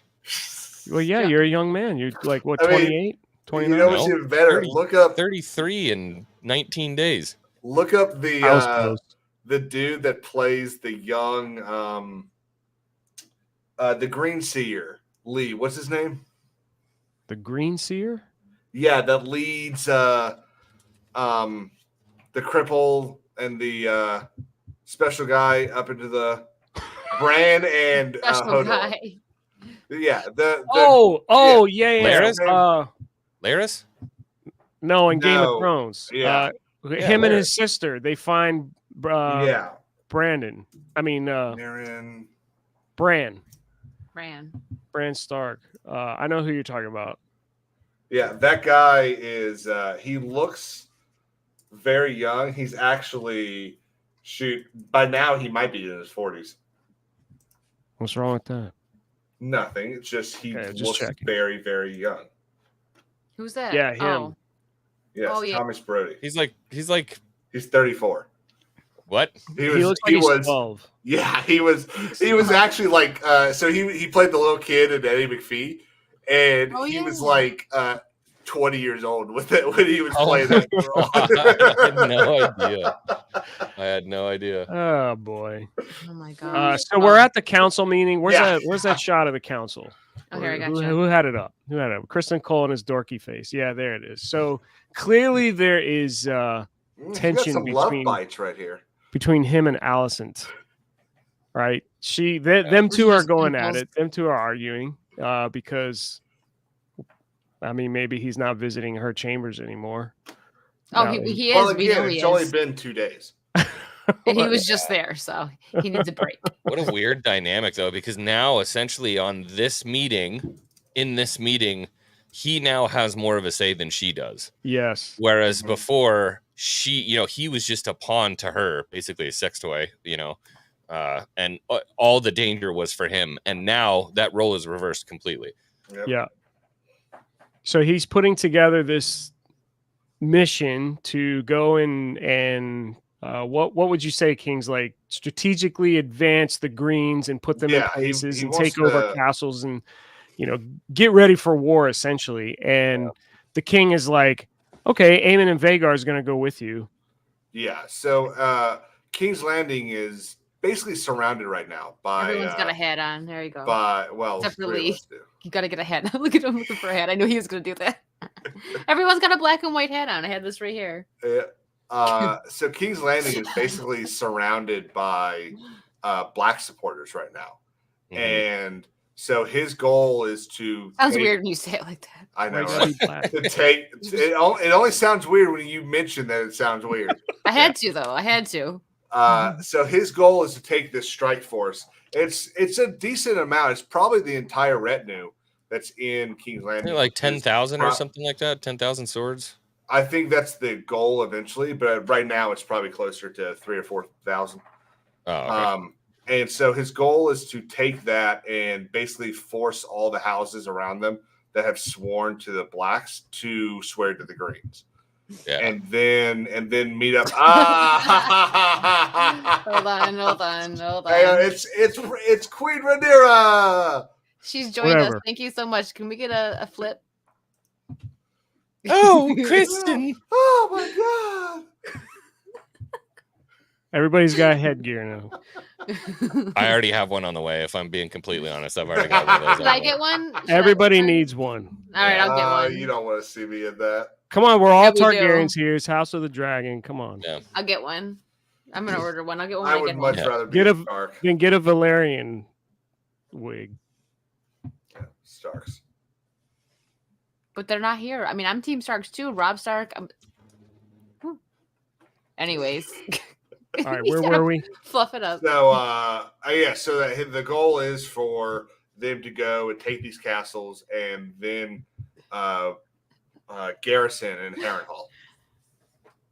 Yeah, so they go out, but the Aemond and Vhagar denied. The king says, or no, actually, it was Kristen Cole that said, no, Vhagar's going to stay here and guard the Red Keep. Yeah. And then Aegon's like, okay, fine. I'll go instead. Because he's a dumb king. He doesn't know what he's doing. Yeah, not at this council. That's what's so interesting about it is he basically decides this off camera. And then Lars comes in. Yes. Let's see if I can get that shot. But I thought he said it. I thought he said, I'm going to go with you. And they shut him down. Like, nope, you need to stay here. It's too risky or whatever. And he was like, oh, okay. But then later, he's like talking with Loras, the foot guy. Feet boy. Get it right. Yeah, feet boy. Sorry. I don't remember now. You have me second guessing myself. Won't be the last It's time. okay. He's a Targaryen now. You better be scared. That's right. You need to get the hood. That'll be more Daemon. But where were we now? I'm like thrown off because of Lee's wig. He threw me off. the next scene is you like it between. It looks great. The White Worm and Rhaenyra. There we go. Thank you for keeping us on track there, Kings. So yeah, I agree with what Shieldwall had said, that I do think that she's just benefiting herself, but I can't help but have that little thought in the back of my head that this has something to do with Daemon, whether it's revenge or because she still wants him. Or it's gonna throw us all for a loop, and they've been working together the whole time. I don't know. I'm putting on my tinfoil hat with the conspiracies here, but you never know with Daemon. Nothing. If he just an episode starts where he just kills everybody, and he turns on the queen and his wife and all that. Would we really be surprised? It'd be crazy, but would we be surprised? Well, Lee and I exactly. You guys know what happens apparently. Yeah. Well, thanks. Me and X-Wing aren't part of the cool kids. Pretty good guess. I mean, things are going to be different. They're not going to, it's not a one-to-one remake, but right. Decent guess. So we kind of already covered our thoughts on her, but if anyone wants to throw in one more thought about her in this scene, her, coming back to saying like, hey, like I want a place in your court because you were merciful. Does anyone want to throw anything extra in there? I know we already covered it, so I just have to say, shady, yeah. I just have to say, I have mad respect for you, Wicked, for having all that hair, because this is annoying. He's having issues. It's like all over the place. Well, to be fair, you've gone from nothing to like a lot, everything. So you got to at least be somewhere in the middle. Like every now and then, I flirt with intermediate, but yeah, I ain't going. Longer hair. I never heard of her. No, sorry. Sorry. She goes to a different school. She lives in Canada. Did you just lose your power? No, my light went off. Hold on a second. You just disappeared. How would he be on camera if he lost power? That was a dumb question. That's true. Well, he could have a UPS. I have one of those at home. So it holds power for like a good. But anyways, we're digressing here. I gotta say though, I can't wait for X-Wing to get a Targaryen wig. If X-Wing gets one, I'll get one. But I gotta wait. I already got one. I ordered one. Oh, okay. I'll order one. But it's on the way. 100%. Prove it.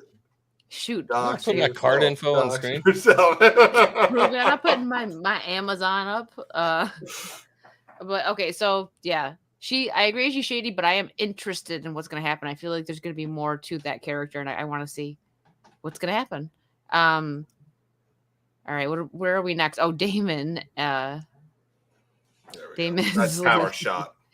Power shot. Yeah, maybe we don't have to wait for Lee to get back. He'll be back in a second. I'm back. Have to get I'm still here. I'm back. Okay, we didn't know.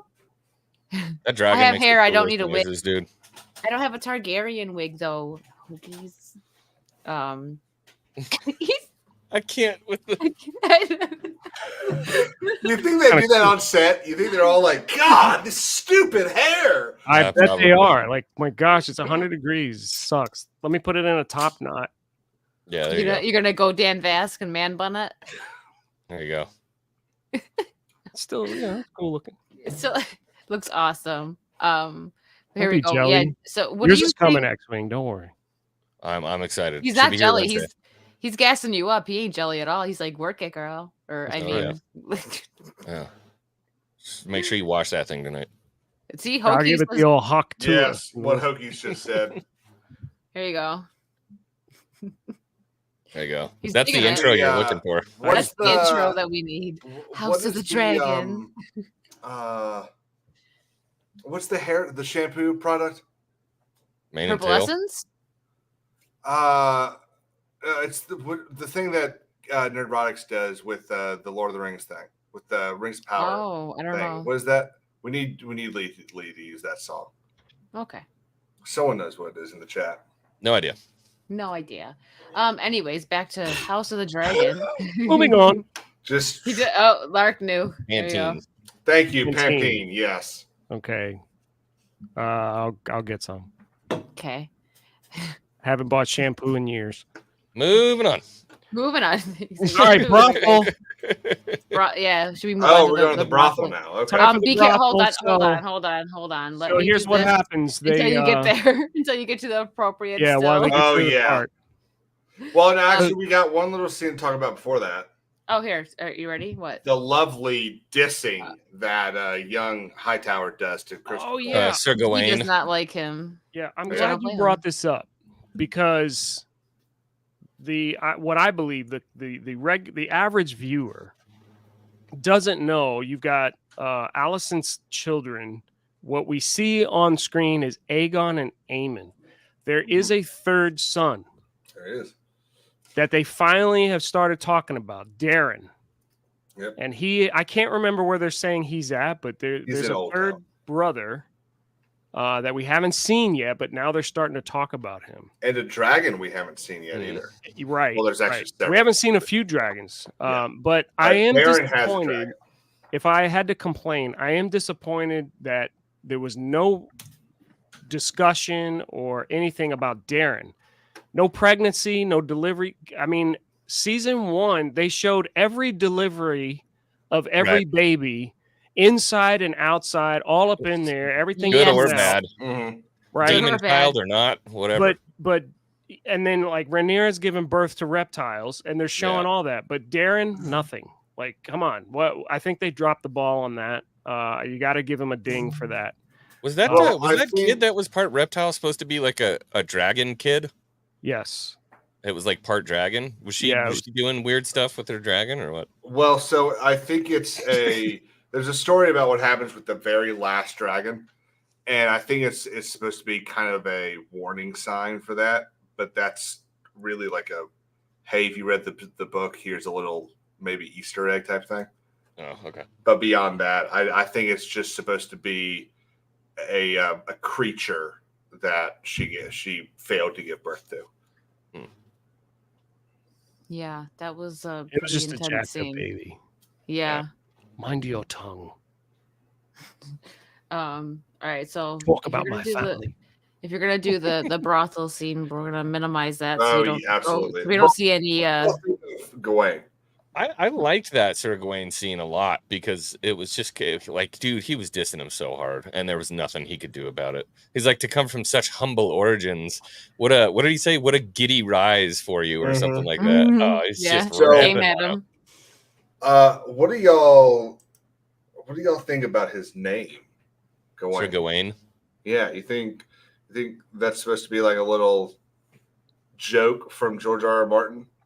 Like an Arthurian joke, Yeah, probably. Yeah. I like it. Kings looks so happy. He's like, loved it. Go George. Well, why are we at the brothel? We have to explain that. okay. Yeah, we've got the brothel. I love how everyone's talking about the brothel. The brothel's like another, I think, 40, almost 25 minutes into the. Like we got a long way to go before we get to the brothel. Well, we're already an hour and 20 minutes in, so there's a council scene. We can make a pit stop on the way. We talked about the dream sequence already. Yeah. So So there's actually we haven't talked about the dream sequence. We did. Sort of. I was talking about like in going through the episode that I've got right here. But the next thing is the Black Council, in where Rhaenys does her whole admonishment of the council. Oh yeah, they're like, do you want to like go away while we do this? And she's like, you're gonna do a war without me. Yeah, that's where she calls. She reminds the council that Rhaenyra is the granddaughter of the greatest Targaryen king to ever live. Yeah. And she admonishes them even further by ending it with even longer served than Aegon the Conqueror. Yeah. Which is a big deal. I love her. She's a badass. She don't take no crap. Yeah, Rhaenys is a very strong character. Would. Absolutely. I'm just saying. Come on, Kings. Don't be like that. I wouldn't say no. I'm a gentleman. But are you capable? Absolutely. No, but I love it because she's I know the term like strong woman is annoying now, so I'm not going to use that, but she's just like strong-willed. She's been through so much. She thinks she lost both of her kids, right? We know that her son faked his death, which I wonder if that's going to come back, and I wonder what's going on with his dragon. Why she said that his dragon's been restless lately and just kind of like flying around. Yeah, why they popped with it? Huh? Is that this dragon's? I don't know the dragon's names. I don't even know the character. Rhaenyra was the one that said it. Like Lee is Sea Smoke, Laenor's dragon. Yes. Okay, so yes. What we saw in that scene in the second episode of the guy looking up and seeing that dragon, that's Sea Smoke, and that was a little bit of a hint that there's going to be something pretty big right there. And there's a reason that he's restless and that he's lonely, but it's not that he's lonely for a mate. He's lonely for a rider. Yeah, I mean that makes sense. So is that okay? So that means that he's going to have a rider soon, probably. Then okay, let's wait for that. Probably by the end of the season. Dun dun dun. Wait for it. It's. I just thought I would. No. How's he gonna ride? He can't even pull himself up. He's only got 1 foot. But yeah, I just thought we should bring that up. I know we're kind of skimming through to keep. Dragon will just make left turns. Yeah. And then we actually have a really cool scene here, which up until about 3:00 this afternoon, I actually really hated this scene. And then I was reminded of something, Lee, that made this scene a lot better. And so I think next week, right, Lee? Next week? Most likely. This scene is going to be a lot cooler. They've been stretching some things out, so if it's not next week, it'll be the week after, yeah.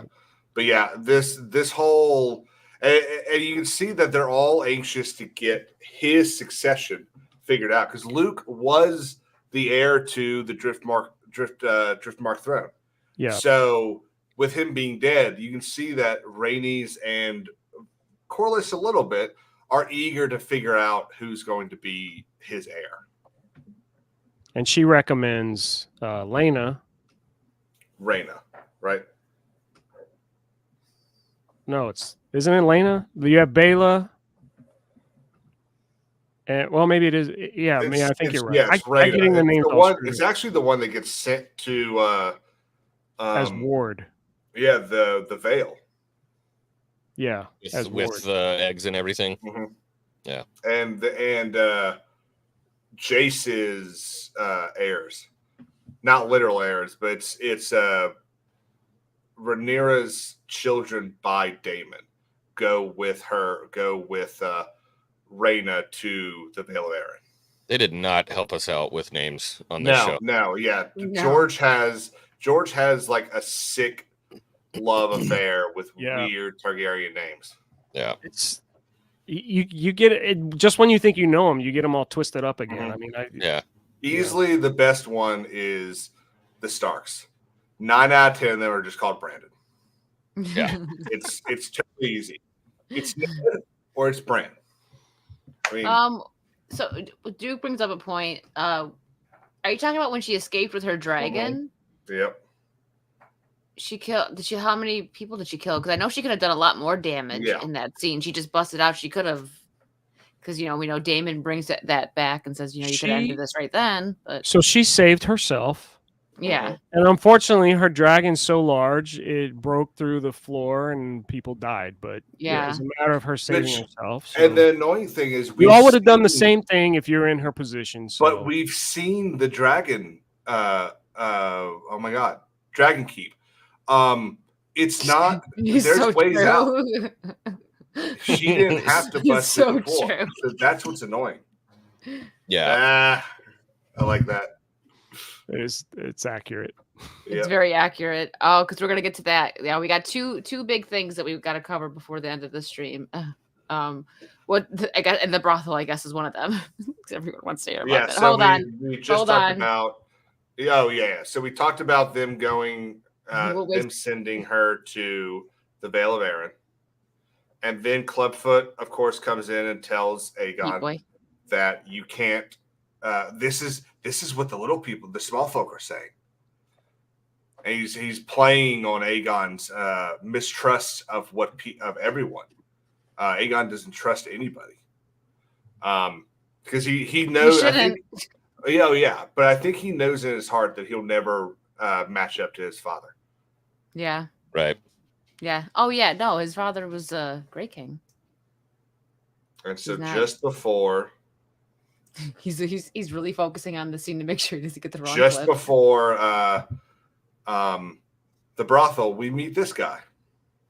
Yeah. Who is this was interesting. Ulf the White. He's called Ulf the White because he supposed to have white hair. So he claims he is the bastard son of Balon the Brave, which would actually make him, if legitimized, the heir to the throne. He would have beaten out Viserys the First as the heir to the throne, because Balon was as a bastard. Well, only if he was legitimized. But yeah, so that's again, this is Ryan Condal laying foundation for stuff that could happen later on.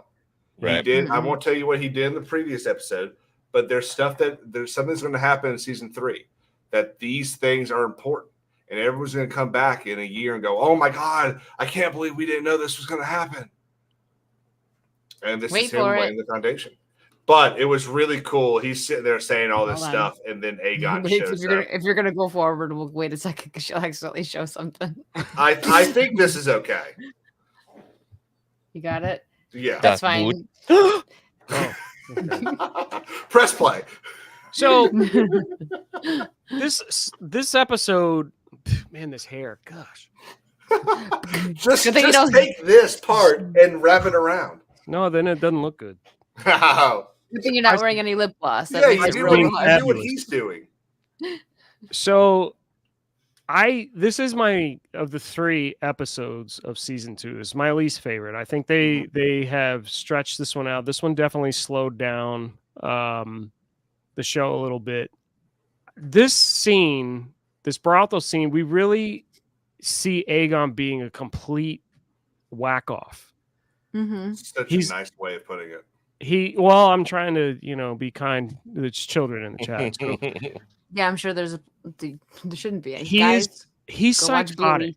He's psychotic. Yeah. He is he's getting off on disrupting people in their brothel experience.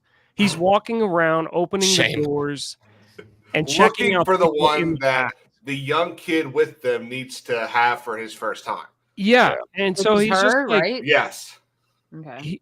he's just really weird. And I felt like they took it a little too far. There's some parts of the scene I did not need to see. So I press play? No, I'm kidding. Obviously, I'm kidding. You could have done a waist up shot and been completely fine. Yes, 100%. Yeah, we did not need to see that. So, yeah, I mean, you could have they could have done it a little different way where they're not actually showing certain acts. And the certain acts you're talking about, you go back to all of Game of Thrones and an act like the one you're talking about, you didn't see at all. Right. So the fact that they put that in this, I can't believe. I mean, I know it's HBO, but I can't believe they were able to do that. And with what rating? I mean, it's just what TV mature. I think it's just a TV mature rating. That's it is what it is. Now, so he keeps going through all these rooms. I think that they lost me a little bit on there, and I think that's probably why I'm dinging this episode. I just felt it unnecessary. So anyway, sorry, you finished. Oh, I was just gonna say they could have gotten across that Aegon is shaming his brother in a different way. Like they could have even done this. Like he found him in here. They could have just cut off all the extra stuff. So the scene with Aegon, Aegon and Aemond.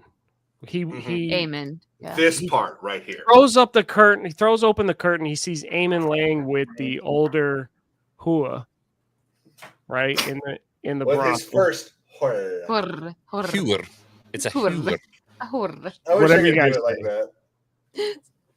And he is immediately, the acting on his face, I thought was great. He's immediately embarrassed, and he's trapped. This guy's killing it. Ewan Mitchell is killing it. He's just like, I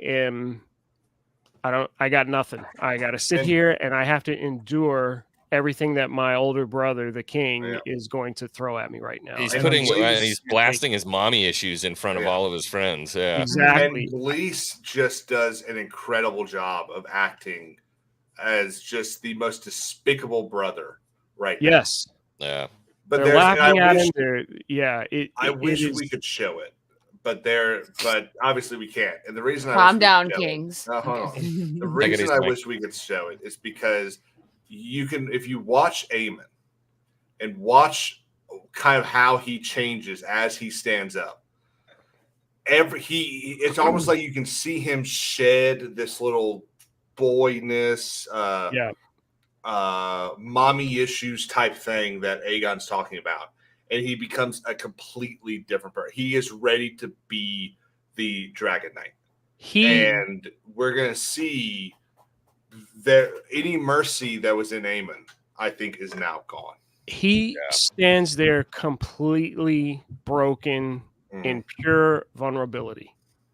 And I think that's why they did the nude scene the way they did, where he's just there. Yep, you got me. This is it. Make fun of everything, right? I'm completely broken. You've taken me down to nothing. All the childhood, he's been made fun of all of his childhood, all that, and here we are at this point. Aemond is going to flip the freak out. That's what I want to happen. Like, I want so much more from this character. Yeah. You know what I mean? So after this brokenness here, where his brother just humiliates him and takes his value to nothing, he's going to become a nut. He sheds her off. He says, you can have her. She's no different than any other hur. Yeah. Yeah. Yeah. It's you nailed it. I have nothing to add to that. He's just crumbled. And he's just like, and he accepted it. That's why I'm like, yep, here I am. This is all of me. And you get to see it all if you're interested. I don't care. But we won't show it all. No, thanks, Kings. And so we go from that to, let me be very careful here. I'm just rooting for that guy. I don't know, man. I'm be very careful here. Yeah. So this scene, right? I want to get. Hang on. Pull me down real quick. Thank you. Yeah, go ahead. He's like, I don't want to get you in trouble. Well, so I just wanted to line this up. There we go. Okay, so we come to this scene where, she's been Rhaenyra's kind of been going back and forth about whether or not she's going to read this letter. And there's a lot of conversation going on that she's she's clearly the innocent here, that this is all Allison's fault. Yeah. But if she was reacting like that, I don't think she would have stored this letter in her children's toy chest, which is what this is. Like, she would have thrown the letter away or burned it or something, but she knew there was something important about that letter. And she allowed herself to not look at the letter, which I think shows a level of evilness. Maybe not to the level of what Daemon did, or I also think that she maybe didn't read it because she needed to grieve. She needed to go through that whole like finding out that he was actually dead, and then she needed time also. I feel like that could be part of it, but who knows? You could be right too. We don't know. Well, I think it's a bit of both. Yeah. But my issue is that it's been 3 or 4 days, so she should have looked at this thing by now. And I think only when it's become convenient or that she realizes that she might need something answered does she even think about looking at it. Well, I think it was her conversation with Rhaenys. Rhaenys was telling her there is one person you can work with that doesn't want this massive war and all this bloodshed, and it's Alicent. Yep. And she pushed back and was like, "Oh yeah, she sent a raven, but I don't want anything to do with it." And then Rhaenys was like, "No, you need to rethink that." Absolutely. I like it, dude. She's like, she basically said the men are already hungry. Their clocks are on the table. They want to go to war. So if we're gonna fix it, the women are gonna do it. And any other time, I would be like, God, I hate DEI Hollywood. But I'm like, dude, this totally makes sense. Yeah, it makes sense. They actually showed character development and stuff. 100%. Yeah, they've put in the work to explain how Rhaenys and Rhaenyra and their relationship and stuff like that. Yeah, it wasn't just because this kind of harkens back to the 3rd episode where she's sitting there complaining about everything, and just before Daemon shows up and he's like, "The heck are you complaining about? You are a princess." Rhaenys has that conversation with her. Yeah. Yeah. So she finally reads the letter. We don't get to see it. We've seen like a tiny bit, but not really. Like you just see, so she reads the letter and then decides. Decides that she needs to go have a conversation with Alicent, but just like one on this little. You can do this first. Yeah. So this is okay. I don't like Christian Cole, but he actually does his job here. They all would have died. They all would have been freaking barbecued. I think this is to kind of level the playing field between Cole and Gawain because he was just roasting the crap out of him. And so, I think this is meant to kind of add a sense of mutual respect between Cole and Gawain. Yeah. Oh, yeah. I think they're going to be like bros now. After What's his name? Gawain Hightower. Gawain. Okay. Like the that took a second. Okay. All right. Sure. Cool. I still don't like him. So of course, change my opinion. Twitter is shipping them. Oh, of course. Oh, God. Well, June's over, everyone. Calm down. No, did you hear? Activision, never mind. Extending it another month. They are. Yeah. Activision. Okay. The only good thing they did was Crash Bandicoot. Okay. All right. Well, no, I'm sure there's other good ones, but I think he's the Green Knight. Gawain. So this scene is pretty cool. We get it right because he's like looking, and I don't catch on to it. I think there's a cloud. And it's not a cloud, it's a dragon, and it's Bela, right? That's Bela. Yeah, it's Bela on Storm Moon Cloud? Dancer. Moon Dancer. Moon Dancer. It's the fastest dragon, isn't it? That I don't know, but it's pretty fucking quick. Yeah, I think it's the fastest dragon. He's cool looking, man. Yeah, he gets down there real quick. She. I think it's a she. I think so. Yeah, I think the dragon is a she. But this scene's pretty cool. And now afterwards, it's 2024. I don't ask. Okay, I do not assume genders. Don't assume. So she was just supposed to be on patrol. So you see a look here if you want to stop here where they're talking, and she says, she's telling her what's going on, and she's like, how does she word it? that she She's like, doesn't how did attach. you She know from doesn't such a great engage. height it was that it was her goal? And she says, well, it wasn't that high. And she looks at her like, I well, told because you she says just look. she wasn't supposed to engage. And she's like, oh, I didn't technically engage. Yeah. Is basically what she says. But she did, though, because I think if she would have had the chance, she would have attacked. Burned them alive. Yeah. Exactly. Which that's what I can't wait. It's not listening to the queen, but it's taking out your enemies. So it's not really like. That's what Rhaenyra should have done. They teased the dragon encounter, and they pulled the rug out from under me. I mean, I was waiting for fire and he wanted a barbecue. And here we go. Get them. And then fly away. Yep. You're waiting for fire. Nice. Yeah. So, yeah, that happened. And then this silly... Are we going to the church scene now? I really liked this. This is the dream. Oh, yeah. Yeah. I really loved how Daemon's got the door. He doesn't trust anyone in Harrenhal. So he's got the door barred by 2 swords. Yeah. One of which isn't Dark Sister. No, that's on his he pulls that from the bed. Though if I needed something to keep the door from opening, I would have used the Valyrian steel sword that can't be damaged. Yeah, I mean, yeah, he probably wants to have that on him. Yeah, keep it on your person.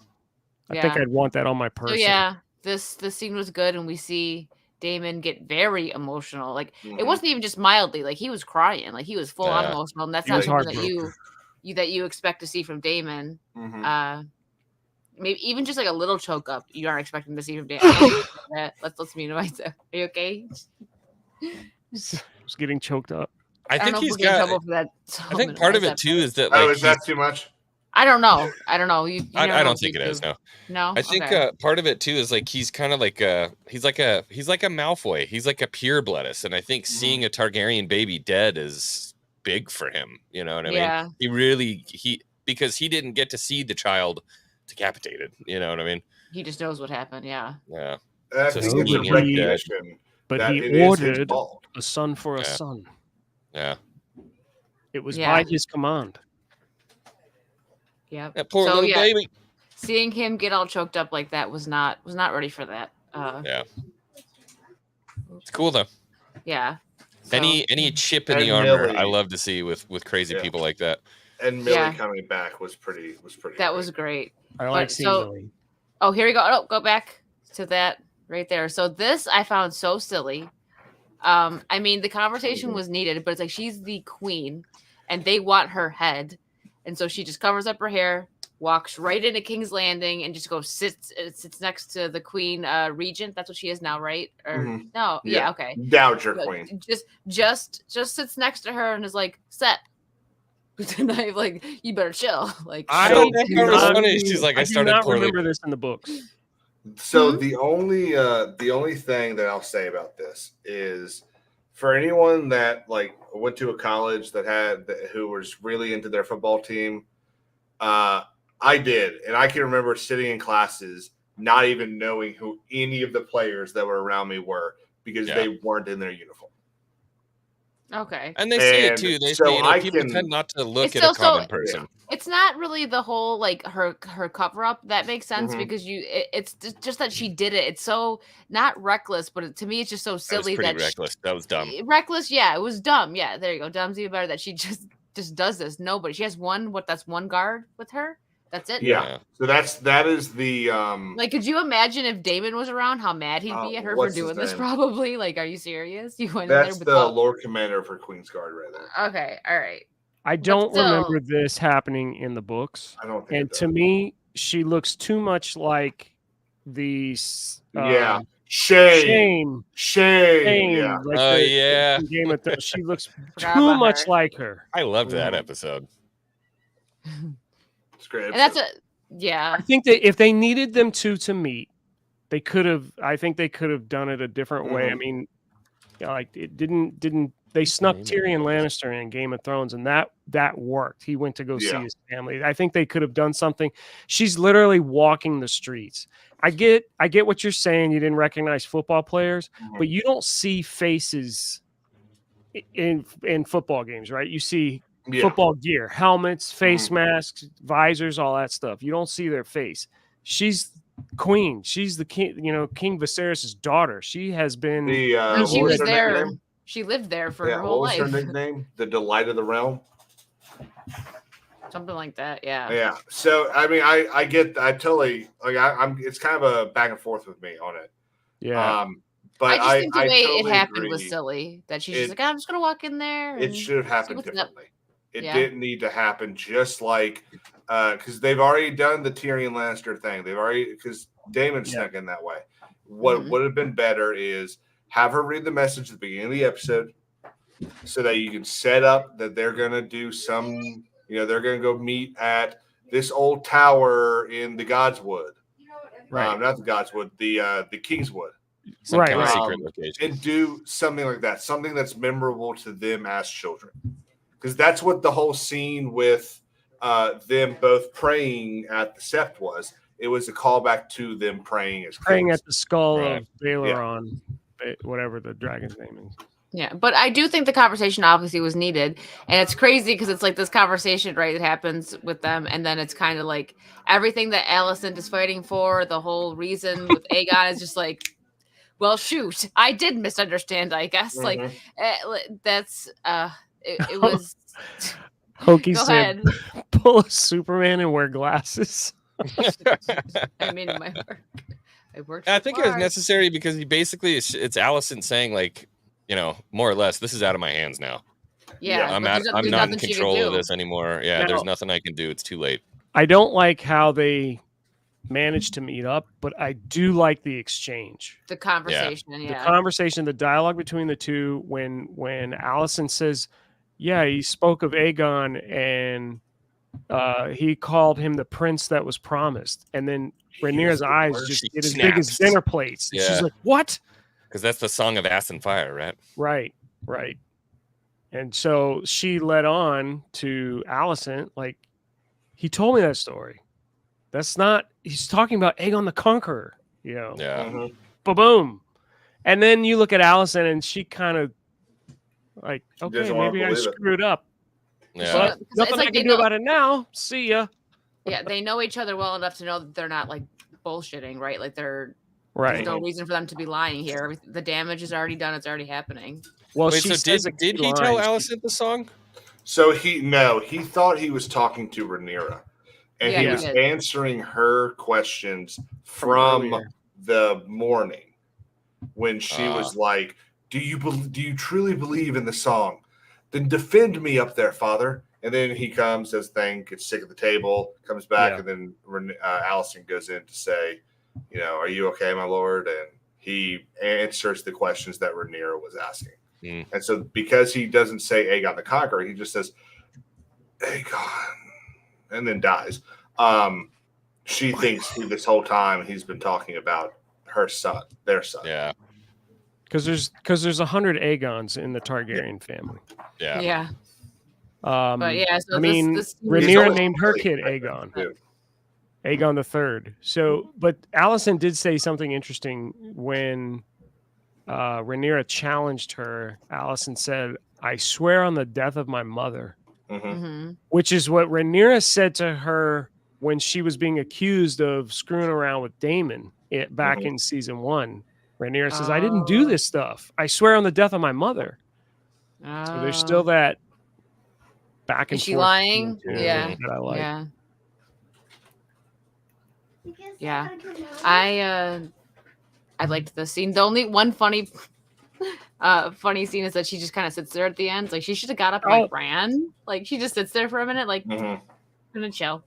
He's like, oh yeah. Well, no, I was corrected. Lark, memory of my mother, not the death of my mother. Sorry, I said it. I said it wrong. Oh, it's all right. I can't be perfect all the time. It's okay. You're Targaryen. Only one of us can be. So Kings, yes, I owe you one. I went back and checked. There was the tapestry in episode 1. They did not add anything in episode 2, but they did start adding stuff in episode 3. So so But season 1, they had the bloodline. Yes. Season 2 is tapestry. I think I was thinking of season 1 as well. And I'm hoping either by the end of the episode or the season, or maybe the end of everything, they'll actually sell that tapestry. I would 100. These banners would be down, and that tapestry would be on the wall. Oh, that'd be awesome. Just make it. Yeah, you could learn how to sew. Ain't nobody got time like that. There you go. You can sew. You can sew. Only we know this earlier. Crochet, like whatever. A child's head. Oh, no. I can sew a button back on. That's about the and then it still breaks off a week later. Oh. I'm just kidding. All right, so Lee had a good idea last stream. We should do predictions. Last time he didn't get them right, but it's okay. He was very hopeful for the dragons, so I admire that. You know what I mean? He wanted the dragons. Okay, so we'll go in order. We'll end with B. We'll start with Lee and go in order. Lee, X-Wing, Kings. What do you think is going to happen next episode? My prediction is going to be the death of a popular character. And it's about time. I mean, they got rid of Ned. Because I've gone through the books, I don't want to say names. Okay. So you just think, okay, all right, the fair. I think we're gonna see some action this next episode. There'll be a significant death. Okay, that's my prediction. What about you there, X-Wing? What do you think's gonna happen? I'm kind of in the same boat, so I see him playing at it. I think they were setting up the possibility for some anger between Sir Cole and maybe Alicent as well, that they wound up not sending the dragon. Mm-hmm. And I think maybe Daemon winds up cooking, like absolutely slaughtering the 10,000 boys or whatever it is that left King's Landing. Maybe Sir Gawain dies and Cole somehow survives. And then now they've got this internal kind of hatred, not hatred, but there's stuff broiling up in between him because Aegon said he was going to come ride and meet them there. And if they had had a dragon, they wouldn't have been slaughtered. So he was kind of marching on those thoughts. I don't know. I guess that's kind of what I'm thinking. Okay. What about you, Kings? I agree with our Targaryen friend here. I think we're going to see the death of a pretty popular character. I think we're going to see a pretty big battle. I wouldn't be surprised if this. So I think next episode is supposed to be about 68 minutes. And I wouldn't be surprised if the episode or the battle takes up about 40 of those minutes. Really? That would be exciting. Yeah, I think it's going to be on the level of Battle of the Bastards. Talk to me, Goose. And then I think we're going to see another character get fatally injured. I think we're going to see something that's going to. I don't think this character is going to die, but I think we're going to see something. You did say fatally. Are you talking like true. Maybe some broken limbs? Or... I think someone's going to mortally. I think that's what he meant. Look like they're going to die, and someone else takes on a role that maybe they didn't think they'd ever have. So I think a dragon rider. I think this is going to be a very interesting episode, and it's going to be the thing that everyone's been like waiting for those big moments where I think we're gonna get all of them in this. I think I agree with all of your stuff. I hope some of that happens. You don't mind you. There's some stuff happening. Hello? Are those fairies? Hello? Fairies. Hello? I believe in fairies. I do. So I think the one thing that I will add on to that is I think that there's going to be a new dragon rider in town. Because they're hinting at Lenore's, is that his name? The one who Lenore's dragon. His dragon is lonely for a rider, so somebody is gonna take that role, I think. I do. They're my Targaryen kids. Sorry, Larkstream. Targaryen. Yeah. So quick question, because this may or may not affect. Do they have to be a Targaryen to be a dragon rider? Because they have to be able to. They do not have to be a Targaryen. They had better have to be of old Valyria. Valerian, yeah. Okay. Yes. So there are 3 houses from old Valyria. They are the Targaryens, the Valerians, and the starts with a C. You got me on that one. I don't remember. Targaryens. Lord Corlys. Houses. Lord Corlys is Old Valerian? Yes, Lord Corlys. Yes. Yeah, the Valerians are from... All the Corlys people. Yeah. And is anybody that's Valerian has white hair? Lord of Tides. Yes. I guess so. Dreadlocks. Yeah. Gotcha. Yeah. Celtigar. The Celtigars are Valerian as well. But have they been introduced in this show? I don't know who they are. I think we know who they are. Oh, okay. Well, I do think that the next... I mean, I thought the last episode had a nice amount of action. I mean, just with the twins and like that scene alone was very powerful. Like not just the fight, but the emotions and everything. But I do think that we are due for a big battle. Yeah, and some more dragon action. I don't know. Maybe it'll be in a couple episodes, but I'm gonna just predict within the next like 3 episodes there's gonna be a new rider in town, and he's or she. I am waiting for Vermithor. I know you are. Is that the biggest one? No, that's Vhagar. Vhagar is the biggest. Vermithor is next. So was Vermithor the one that was underneath Dragonstone that Daemon was trying to get? He was singing to, yes. So we have seen the Celtigars. The old man that's always talking at the council is Lord Celtigar. Oh, okay. That famous actor. Oh, okay. He's a Celtigar. Okay. Well, all right. Does he ride? Maybe he will. Okay. I'm so sorry, Chad. These boys are just off the rails. Did y'all hear that? Actually, he's like, what? I don't know what's going on right now. What I missed? He looked lost for a second. I'm always lost. Nice. It's okay. I feel that. Nice. Excellent. All right. You have been drinking wine. We're not listening to you, Mr. Targaryen. So what do you guys have it is Dornish wine this week? First off, thanks for coming and hanging out. I know it's been a mess, but next week we'll be back on track for each episode. What do you have you got anything coming up, Lee? I know you're so busy, so I don't know if you have any videos or that short. I want to see that short soon. The smoke.